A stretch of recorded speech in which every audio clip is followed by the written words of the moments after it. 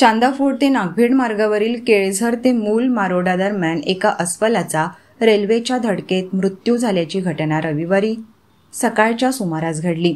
वनविभागाने अस्वलाचा मृतदेह ताब्यात घेऊन पंचनामा केला आहे। चांदाफोड ते गोंदिया मार्गावरील दैनंदिन रेल्वे चालतात। या रेल्वे मार्गाचा बराचसा भाग हा जंगलातून जातो। या जंगलात विविध प्रकारचे वन्य प्राणी आहेत। या जंगलातून वन्य प्राण्यांची भ्रमंती सुरू असते।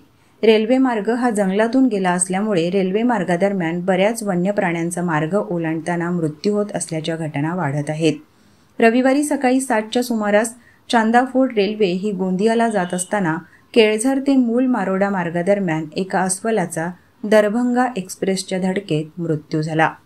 सदर घटनेची माहिती वनविभागाला होताच अधिकाऱ्यांनी घटनास्थळी येऊन अस्वलाचा मृतदेह ताब्यात घेतला। पंचनामा करून अस्वलाच्या मृतदेहाचे सोपस्कार पार पडले। या रेल्वे मार्गावर वन्य प्राण्यांच्या अपघाताच्या घटनांमध्ये वाढ झाली आहे।